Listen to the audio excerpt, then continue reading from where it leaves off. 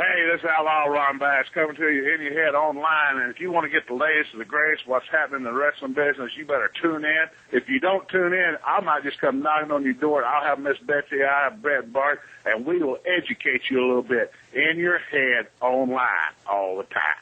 See ya. All right, we have returned, and we are joined by Big Bully Busick. Welcome to In Your Head. Yeah, where's the turkey at? Let's get ready to chow down, people. Thank you for coming on Thanksgiving Eve. Hey, thanks for having me, guys. It's a pleasure to be with you, and look forward to this interview. Yeah. Just right off the bat, you still have the mustache. Still have it. A little bit more gray than usual, but there's ways of fixing that, but we decided to keep it gray. So you had that, did you have that before wrestling, or was this something like you grew for the wrestling character?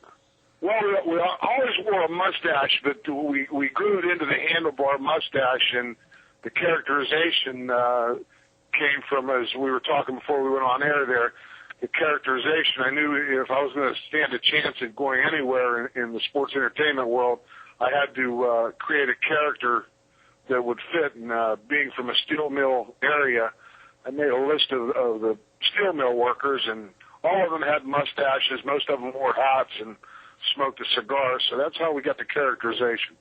Mm-hmm. Who came up with the name? Was that your creation?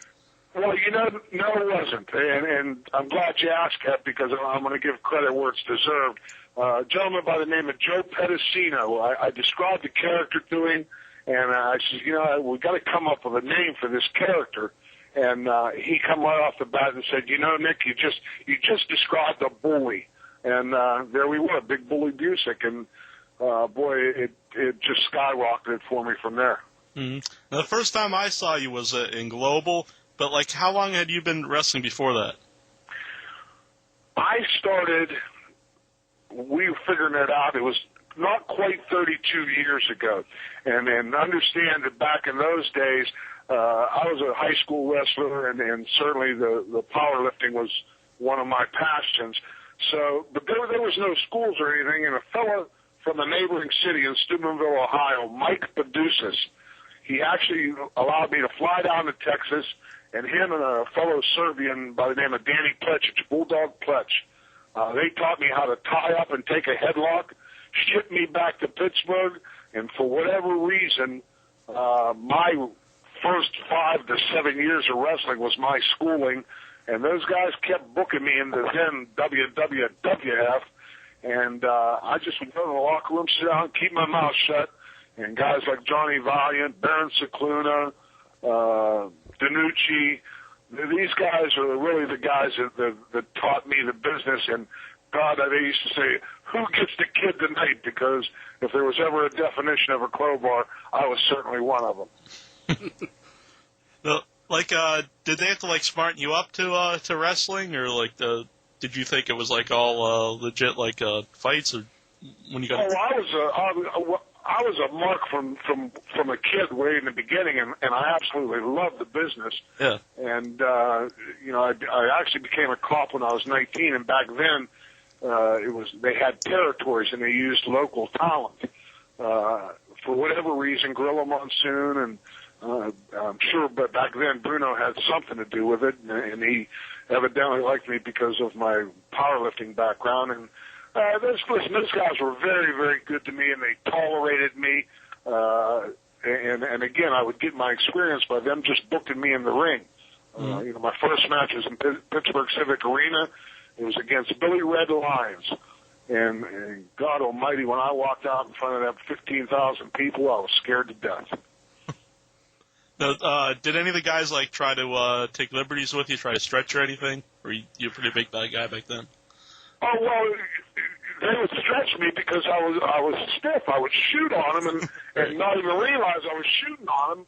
And you got a young, strong kid back in those days, and I was used to high school and college wrestling, and I'd do a double leg on him, and I wouldn't exactly put him down easy. I remember Baron Cicluna kicked me in the mouth one time, and I mean, he blasted me. But, they had to, finally, hey, kid, you going to loosen up or what, So, but they were good to me, and they were real good to me. I had nothing but pleasant experiences for me with my past and my wrestling. Yeah. Was that throughout your whole career, all the positive experiences, like even later on in WWF? Well, we had moved down to Atlanta, and that's where I was going to get out of the business. I went to a Metro Atlanta PD down there, and I was teaching defensive tactics in the academy and use of force issues. And so that was right around 84, 85, somewhere in there. And they still had your local independents there, and Jerry Blackwell had come back in the area and wrestling too, and these guys wanted me to come back into the business. I mean, I love the business, so it was always good side income for my police work.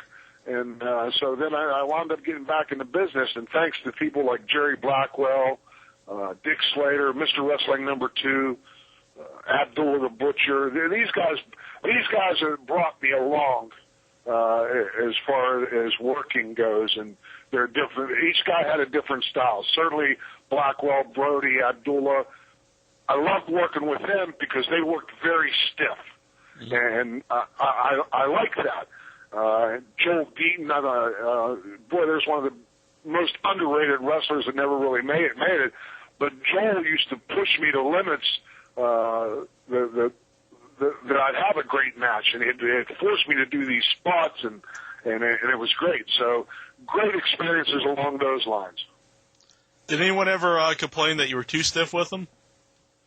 No. Not only that, but then it got to a point where I was too loose for some's liking.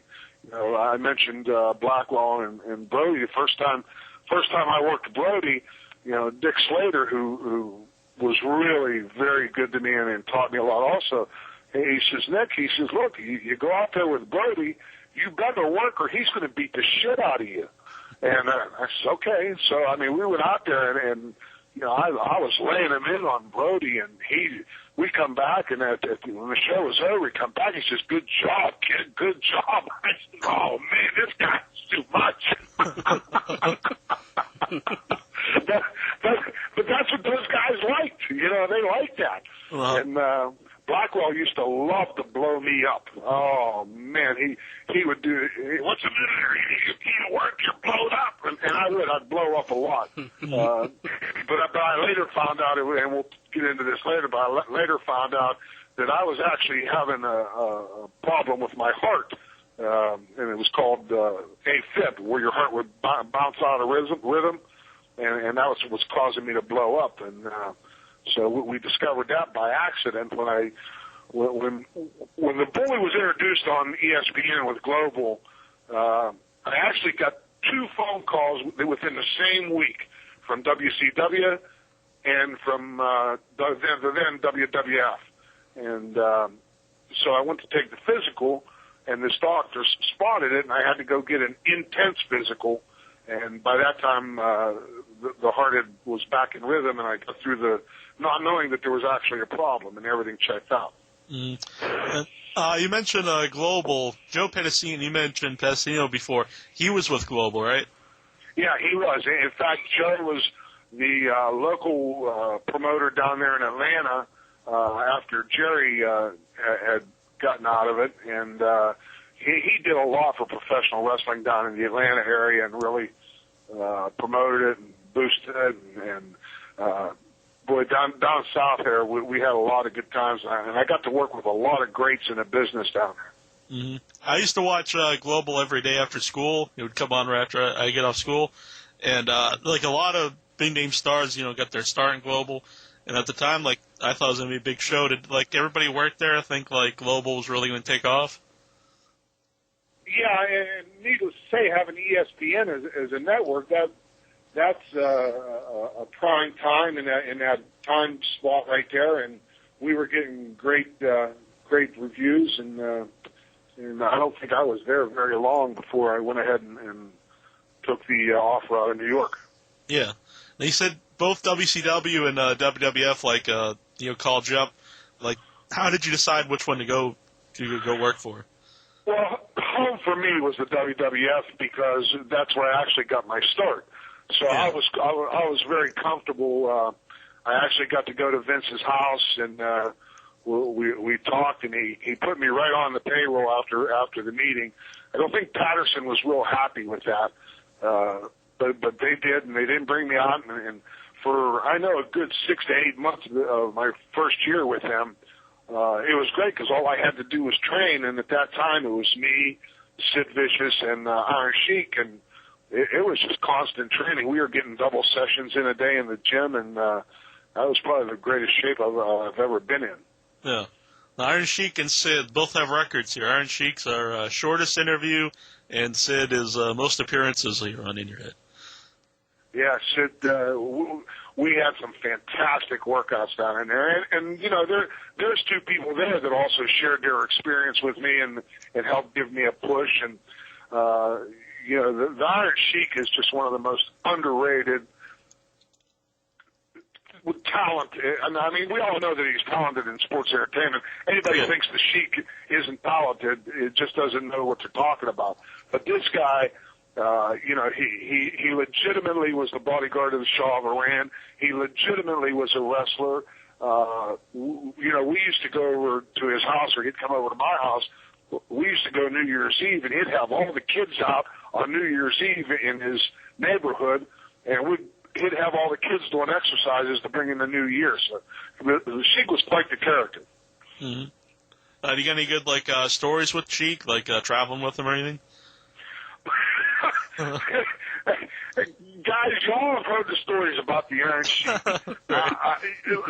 Listen, I love the guy. You know, some of my best training times in the world have been with the Iron Sheik, and well, I would go into the gym, and my God, he used to. There'd be somebody working out, and he'd tell them, "Hey, you know, if you want a BS session, go sit up front, but this is for working out." But he was a shoot. He wasn't messing around. He came there to train. I used to just shake my head and laugh. And I got all the respect in the world for the Iron Sheik, and not only on the professional end, but he's a very dear friend, and I love him and his family. Yeah. Barbie, did you have a question? Yeah. How much had the WWF changed since you'd been there before when you went back? Well, greatly. Namely, there was no longer territories. Mm-hmm. The mannerisms that I think Vince, and this is just my opinion, and I could be wrong, I didn't give Vince the character the way he wanted it. I always wanted the bully to be cartoonish, of this nature, and I believe that I did not deliver what the WWF or the now WWE wanted.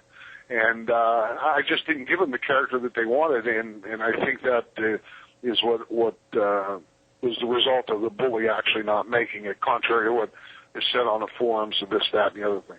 Mm-hmm. What was different? What character were they looking for? I remember Vince explaining to me what he expected out of the bully, and it mirrored what Stone Cold was doing. That very aggressive, brash, go get him type characterization. And did you not really pull it off, or was the vignettes they gave you how to know? I didn't pull it off. Yeah. I mean, look, that's the reality of it. I did not pull it off.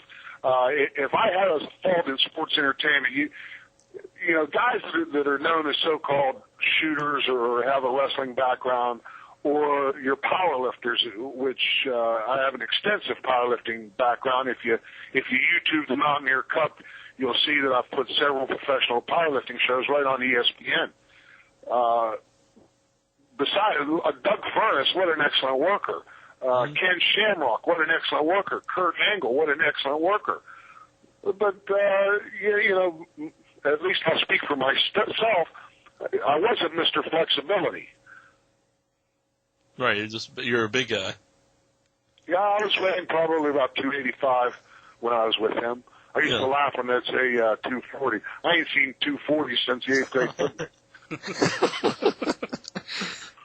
What did you think about Harvey Whippleman, pairing up with him? Sid knew Harvey real well, and I think the characterization was good.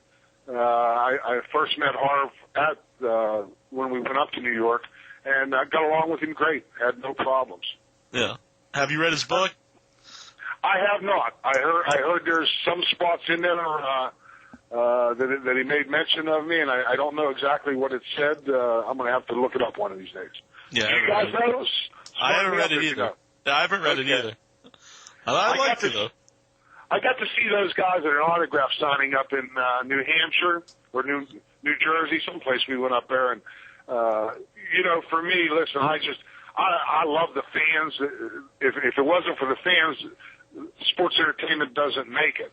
But the business is something that is in your system. I don't know too many guys have gotten in the business that at some point weren't a mark or a fan of some sort of professional wrestling. Mm-hmm. Now, when you're doing the big bully gimmick and like you started a big feud with Sid, like was that going to go on longer? Because it didn't last like a long time.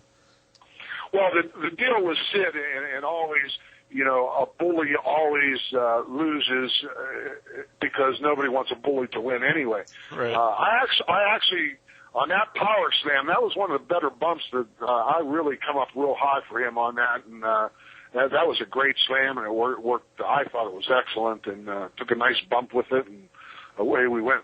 Mm-hmm. Did Vince if he wanted to make you like kind of the Austin kind of guy beforehand, did he'd give you any promises or like tell you like he was going to make the character like a main event guy or any championships, anything like that? Any and all experiences that I've had with Vince McMahon were nothing but professional. Mm-hmm. And he wanted to keep the characterization. There was a little bit of a legal back and forth when I left. Very minor stuff. I created the character. I wanted to keep him.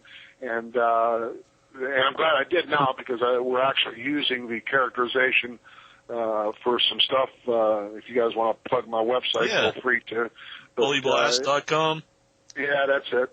And the characterization's a lot of fun, and we're involved in the MMA world with the Hammer House, Mark Coleman, Brandon Hinkle, the Iron Lion, and these guys. I help them with their strength training, and so it's a good business. And I'm glad to see. And you guys could probably comment more on this than I know because I don't stay as in touch with the wrestling world. But it seems like the independents are starting to make a comeback. Yeah, Barb follows a lot of the indies. Yeah, there was it kind of tailed off at some point at the beginning of the decade. Indies kind of fell out of favour again after rising in the late 90s, but they're definitely seeing another surge, which is going to help the rosters of the big companies in a few years. It's my understanding that what I see now and what guys are trying to make it in the business, and a couple of the gyms up here in Pittsburgh, which I frequent, a couple guys are trying to break into the business, and one guy went up to Canada and got some work, and he was trying to get over into Japan. But what I'm seeing, especially in the WWE, they're going to take their talent and they're going to train their talent, and the day of the independents and coming up through the ranks are probably over, unless you have a gimmick that's going to take you up there and they decide to get it over. Mm-hmm. Now, you want to explain to everybody what, if they go to BullyBlast.com, what's going on this website? Well, it was about 4 years ago. I was running sprints on a treadmill, and my body weight's still up. And during these sprints, I had a real high incline, and I was running 4 2-minute interval sprints, and I had what was called sudden death cardiac arrest. The layman's terms was I died right there in the gym, and they had to get the paddles out, and I was one of the 10% in a situation like that actually survived it. I don't know what it is with the boys. I mean, we see a lot of the boys that have died at an early age. There's two type of cardiologists. I call them the plumbers and the electricians. Do the bumps have anything to do with throwing the heart electrically out of whack? I don't know the answer to that, but what I do know is that I died that day, and when I died that day, when they brought me back, my heart remained in that chronic AFib, which I mentioned earlier in the interview. I didn't like being on the medications. They had to slow it down, but they couldn't get it in rhythm. So I started going above and beyond my training and started studying the nutrition. And you'll see products, if anybody's listening and they're out in the gyms, this nitric oxide. Well, the reality of that is it's a couple amino acids, and it creates this formula in your bloodstream that opens up the bloodstreams and helps the system. And I contribute that to knocking my heart back into rhythm. So what I did is I put it in a protein bar, and I took all the fluff out of it, and I just told I want a pharmaceutical grade with 5 grams in this energy bar. And it's something that's never been done in the nutrition market, and it's catching on. I'm very active in the high school wrestling world, and I'm a referee, and from there we go and we have the wrestlers looking at this bar real big, and the power lifters and the whole general fitness industry. So we're getting ready to put a big marketing campaign onto that. Mm-hmm, cool. We'll have the link right on the website, bullyblast.com. Was that the reason why you left wrestling? Why you left WWE? No, I knew that I wasn't. I had wrestled Kerry Von Erich at Madison Square Garden. Now, needless to say, at least for me, it's always been a dream to make it to Madison Square Garden. That's the pinnacle of wrestling. And I'll never forget, I walked out of the ring after that match, and I just said to myself, hey, I'm done. I didn't set my goal any higher than Madison Square Garden, and my contract was coming due. I knew I wasn't taking it where they wanted it to go, and I didn't go for the extra year on my contract, and did what I needed to do to get out of it, and finished up with them and back into the world. Yeah. Did you ever think about going back at any time, getting back into wrestling? No, I did not. I worked a couple shows after that, and let's see. In fact, one was actually in London, and it was with Bill Eadie, who I was partners with Bill Eadie in a security company down here in Atlanta, and we did a lot of high-risk jobs, and with a lot of bodyguard stuff. If any of your listeners are out there and they want to do a search on Nick Busick on Facebook, they can take a look at my photo album there with I have it listed as Great Adventures, and they can see a lot of the clients I had in the executive protection and the bodyguard work. So after that, I stuck with the high risk security end of things because of my law enforcement background. Yeah. Inchman, do you have a question from the message board? Yeah, actually I do. Buck, he wants to know, how did you feel about Dan Severn copying your look? I don't know that Severn copied my look. He may have copied my working ability a little bit. Let's put it this way. I was glad when Severn, when he sees me, he's probably going to slap me for saying this. But I don't know that I don't know that Dan ever caught on to the sports entertainment world like Ken Shamrock did. But I know Severn fairly well.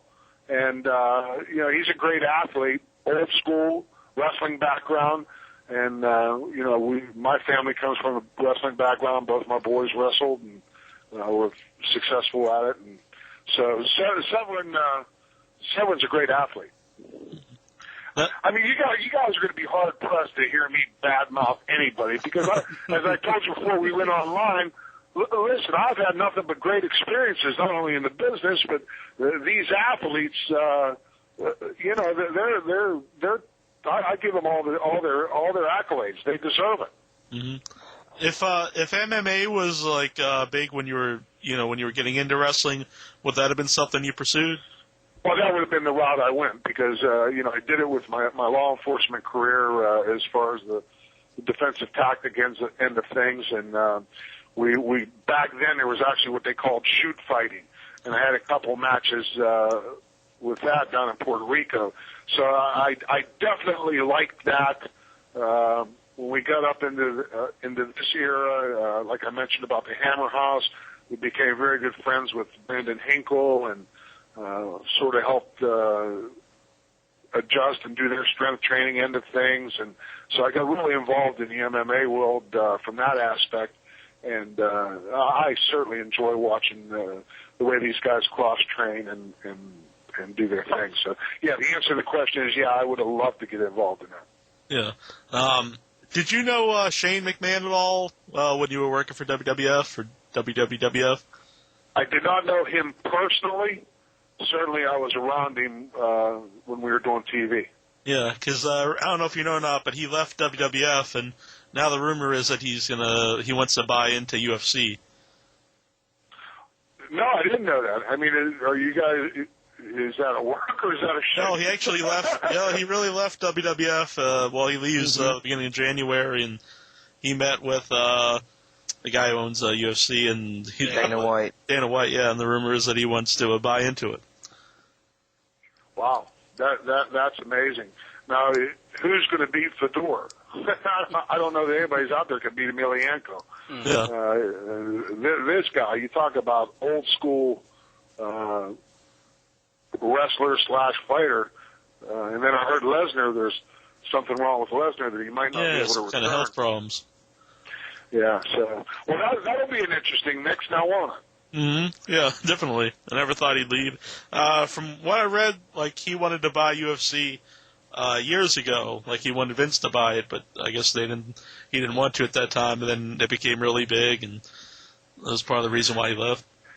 Well, when that started, you can remember, their shows were minimal. So Dana White, certainly the Vince McMahon of the MMA world. But everybody made the comments that it would affect the WWF or WWE. I knew right from the beginning, listen, anybody can say what they want to say. Vince McMahon knows what he's doing with the WWE. And as long as he's around it at the helm, you could have flying saucers fly in to the octagon, and nothing's going to affect what the WWE's doing. Which they might have that happen sometime. I don't know. Do you think that the WWE has always been it's not often mentioned, but they've always had a great marketing scheme? How do you think some of that going to MMA with Shane is going to affect business? Marketing is the key to everything, and I would guess everybody's also a product of their environment. So how Shane could have not become educated is next to impossible. So for him to go in, he's certainly going to bring a lot to the table just because he's been a product of his environment. Everybody becomes a product of their environment. Heck, I remember when I mentioned that the Iron Sheik and Sid and I would train together, it was not uncommon for the environment. Heck, we'd come home, my wife would have a full course meal prepared for the three of us, and and the kids were around and would eat, and that was just one of the things. So everybody's a product of their environment, and I'm sure Shane is one of these people that is going to bring a lot to the table. Mm-hmm. Intro, you got another question from the board? Yeah, Van from the message board. He's putting over the stump puller. He wants to know who came up with that. Actually, Chief Jay Strongbow come up with that. I was using the hard punch in Global, and Jay didn't want that. And because of the powerlifting background, they liked the stump puller because it resembled a deadlift. Mm-hmm. Now, what they didn't know was the deadlift was probably the worst of the three disciplines on the lift for powerlifting for me. I hated that lift, and I had trouble getting over to grab them ankles. Hey, them poor guys, when I put that stump puller on them, there was no work with that. I was stretching those guys. There was no work. I was stretching them. So, yeah, the stump puller was Chief Jay Strongbow's idea, and whenever I got it on somebody, it was not a work. It was a shoot, and I was stretching them. I remember as a kid, which I don't recommend, but I'm sure most people did. They wrestled in their backyard, and Whenever we try the stump puller, it didn't feel very good. You put it that way. No, it didn't. You know, I wouldn't even begin to think using terminology like I'm using in this interview 20 years ago. Yeah. Mr. Wrestling 2 wouldn't even take his hood off in the locker room or in the shower even. I remember he'd go to the shower with his hood on. But, you know, with today's technology, everything's exposed. But you heard even Lesnar say that sports entertainment, and I agree with you.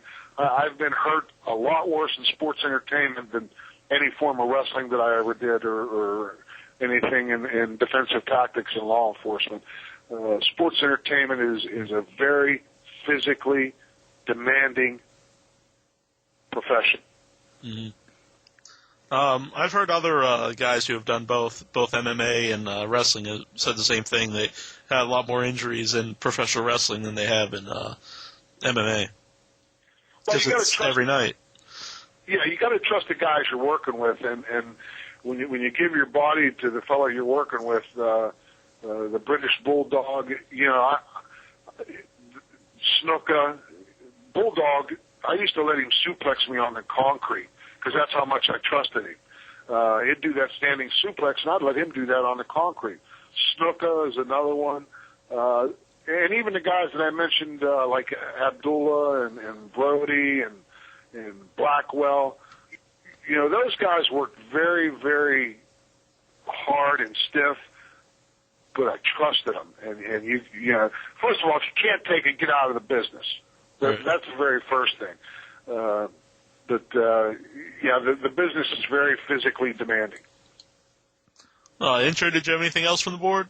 Oh, I had a question of my own. I was just wanted to bring up, there's a fantastic clip of yourself on YouTube where you walk up to a little girl and she's holding a balloon. You take the balloon from her and you pop it with your cigar. Now, was that something that would give you a great sense of enjoyment, or what? I don't know. What's your thoughts on that? Vince would actually get upset with me because I really didn't want to do those things. And the people that knew me personally, because I was a cop, I mean, we just come back from youth wrestling practice tonight. I'm a youth wrestling coach. And for me to mess with a kid, it used to drive me crazy. I had trouble doing it. You know, and it was okay when I was doing the character as a cartoonish, like I was doing with Global and having fun. If you look on YouTube on a couple of those Global matches, like with Chaz, it was cartoonish and I was having fun and I would mess with kids that way or something like that. But to come out and be just mean, that was really hard for me to do. That, take that little girl's balloon and be a heel. Like, it was a shoot. I mean, people were upset with me. I don't blame them. I was mad at me. OIB, have you ever stole a kid's balloon and popped it in front of him? No, I'd never do that.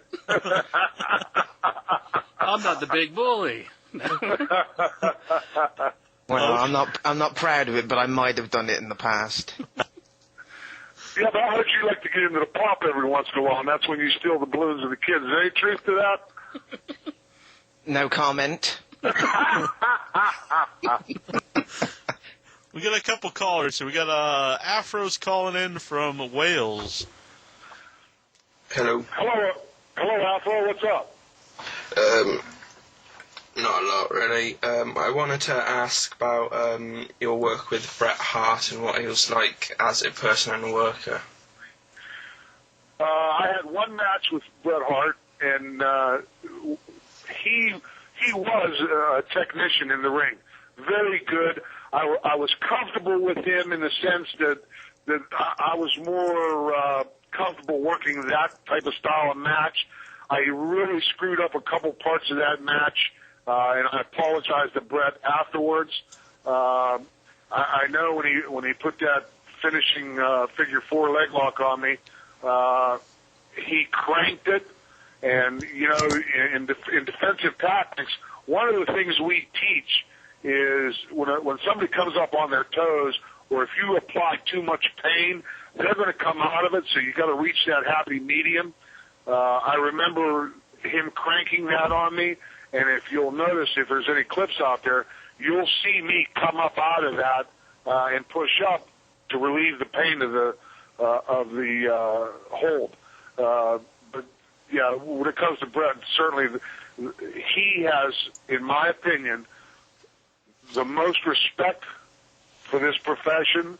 He was a technician in the ring, and when it comes to the epitome of sports entertainment, certainly Bret Hart is right up there with the best. I was just wondering, people on the internet might not know, but what's it like working a match where you job? How hard is it, really? I'm sorry, I didn't get the middle part. Is it hard? Like, I guess a mindset going into a match knowing that you're going to have to do the job? Well, when you get to the level of the WWF or WWE, going in, first of all, you're under contract and you're going to do what they say you're going to do or you're gone. When you get to that level, there is no other level.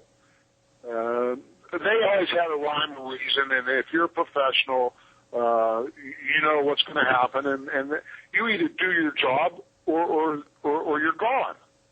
And then, like I mentioned earlier in the interview, I knew that I wasn't doing what they were expecting of me, because it would have been a lot different. I should have listened to what they said even more intently, and paid closer attention.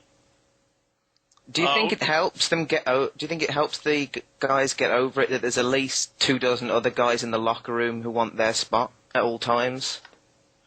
There's always somebody waiting to take your spot. Now, that's a reality not only in sports entertainment, but in any sport. They're there to take your spot. Rest assured of that. Now, I've always said that I've got all the respect for everybody in the business, but you can rest assured that there's somebody there to take your spot if you so much as miss a step. And that's okay. That's competition. That's business. That's life. Who else we got? We got Joel's calling in from Portugal. Hello, Joel.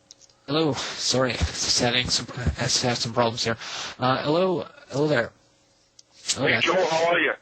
I'm doing fine. I'm doing fine. I have a question that relates to what you guys were talking about a couple of minutes ago. Talking about how to apply pro wrestling and some aspects of pro wrestling to MMA.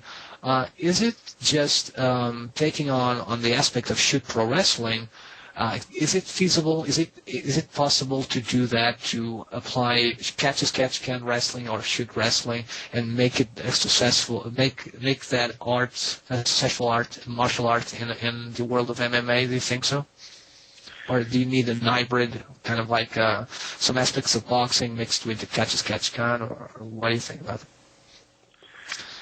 One of the things that Blackwell and Slater and people wrestling too taught me that I don't think you see in MMA yet, and I don't know that it could be developed, but was interviewing skills. I got a chance, and I'll use Ric Flair as an example. I got a chance to work around Ric Flair when I went to New York, and this is the epitome of what an interview can do for the business. I don't know that the MMA could get to that level of an interview. Do I think they're attempting to school the MMA world to do better promos? Sure they are. But there's a difference between getting heat and cheap heat. And I'm not going to explain that in an interview. If you don't know what that is, go on the internet and look it up. Okay. Yeah. I hope that answered your question. Yeah, somewhat. In terms of when you talk, but what I was also talking about was the fact that some aspects of shoot pro wrestling, which are fixed in terms of back when we talked about, I believe it was in Puerto Rico that you have a shoot match, right? If I'm not mistaken. But it was a shoot pro wrestling match. Now, the aspects of shoot pro wrestling can be applied, the technique, the holds can be applied in MMA. Because, for instance, Sakuraba, who is, he's one of the one of the guys that were most successful in doing the transition of applying, the holds and techniques of shoot pro wrestling into MMA, and became so successful as a pro wrestler that made the move to MMA before Brock Lesnar and all others. And so yeah. Yeah, that's a very good point. I know what you're talking about now. With Lesnar had his wrestling background, so the transition was pretty easy. I didn't follow much of Lesnar's sports entertainment end of things, so I don't remember really watching him work. And the other fellow you mentioned, there's a great example. Well, let's not forget, in Japan wrestling was as close to shoot wrestling as you can get for sports entertainment. I never got the opportunity to go there. Abby point blank told me I wasn't ready for that level of wrestling. So and I took whatever Abdul Butcher said to heart. Okay. Thank you for answering my questions. Thanks for calling, Joel. Okay. Do you ever get noticed as being the wrestler Big Bully Busick? It's absolutely amazing how many times you still get recognized. Certainly the YouTube has made the bully along with every other wrestler back to some degree of popularity. But it dumbfounds me how many times you get recognized. It's amazing to this day. You figure, what my last match was around 92, and here we sit better in almost 20 years now, and it's amazing how often you still get recognized. Mm-hmm. So did they never ask you to do like any of the when they do like the gimmick battle royals or anything like that? Any type of appearances? SummerSlam was coming up, and that's when I actually started getting out of the business, and they replaced me. I believe Hercules took my place in that, and then I just phased myself out from there. Mm-hmm. Well, I want to thank you for coming on tonight. It was really fun talking to you. And want to plug your website again. It's bullyblast.com. Yeah, and I want to thank you guys for having me on, and for all your listeners out there, the Busick family, from the wife to the children, and our dog Buster, and we all want to wish everybody a happy Thanksgiving, and God bless you all. Yeah. Happy Thanksgiving to you too. I was happy it was the real Big Billy Busick when I saw you on the Facebook, because you never know. But yeah, they're on there, and I share a good part of my life on that. Although I go on it about once a week or so, just to see what friends want to be added. I don't communicate too much, but people can go on there, and if they want to see what today's bully is up to as far as pictures and stuff of this nature, and check things out, they can certainly do that, and I'll be more than glad to add him as a friend. Cool. Hi, this is Sid Vicious. You're listening to InYourHead.com.